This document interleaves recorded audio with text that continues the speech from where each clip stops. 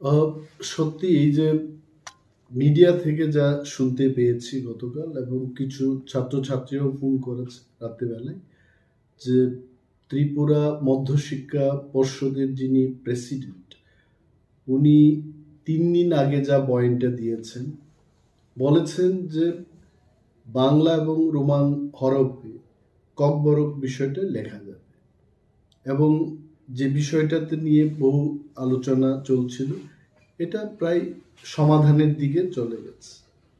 হঠাৎ করে উনি নাকি গতকাল বয়ান দিয়েছেন যে ওনার করার কিছু নেই, এবং বাংলা স্ক্রিপ্টে ককবরকটাকে লিখতে হবে। উনি যে এই ইউটার্নটা নিয়েছেন, ইট ইজ দুর্ভাগ্যজনক।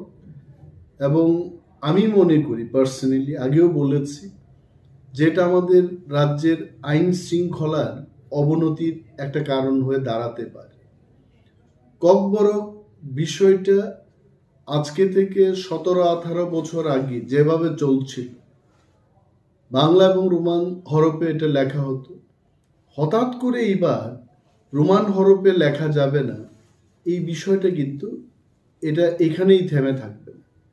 এবং আমি কেন বলছি বারবার যে আইন শৃঙ্খলার অবনতি হবে, student community will come up with agitation. আন্দোলন হলে কি হবে? স্ট্রাইক হবে, বন্ধ হবে, এক জায়গার মানুষ অন্য জায়গায় যেতে পারবে না। ব্যবসা বাণিজ্যের ক্ষেত্রে, মানুষের দৈনন্দিন জীবনে এটা কিন্তু তার একটা এফেক্ট, ব্যাড এফেক্ট চলে আসবে।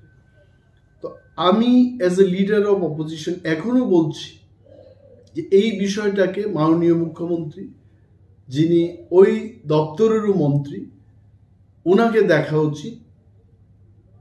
No one should play wrong politics with this.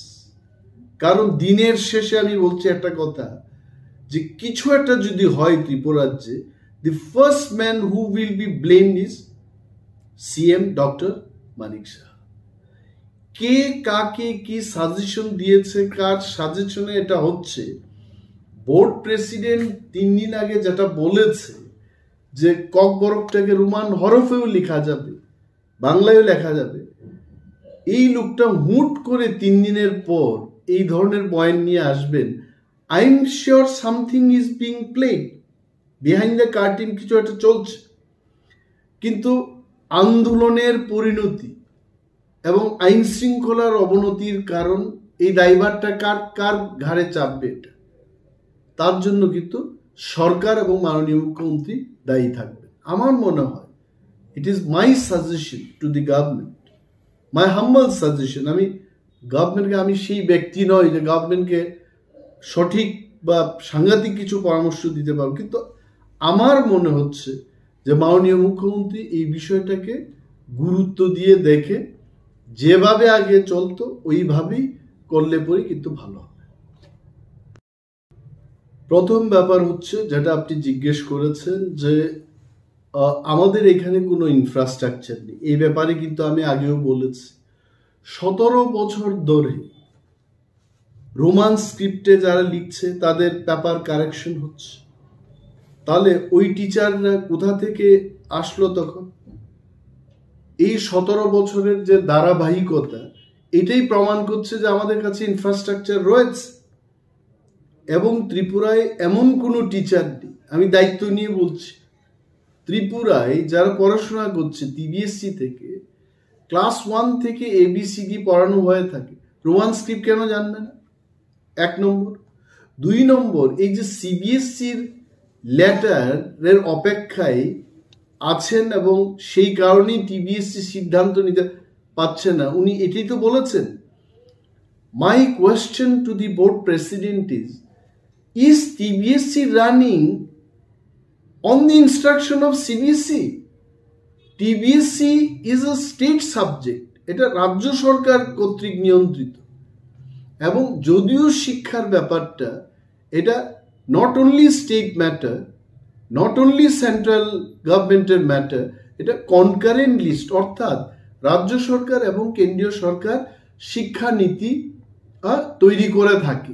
Both the government, they consult each other and do. But Kokborok being the language only in Tripura, এই ব্যাপারটা কেন্দ্রীয় সরকারের চাইতে রাজ্য সরকার আরো ভালোভাবে বুঝছে, এবং ককবরকটা তো আর কোথাও করা হয় না।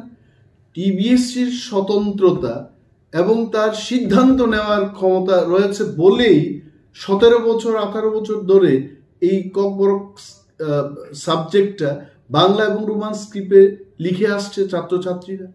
তাহলে কেন সভাপতি বলবেন যে এই বিষয়টার জন্য সিবিএসসির চিঠির উত্তরের অপেক্ষায় থাকবেন?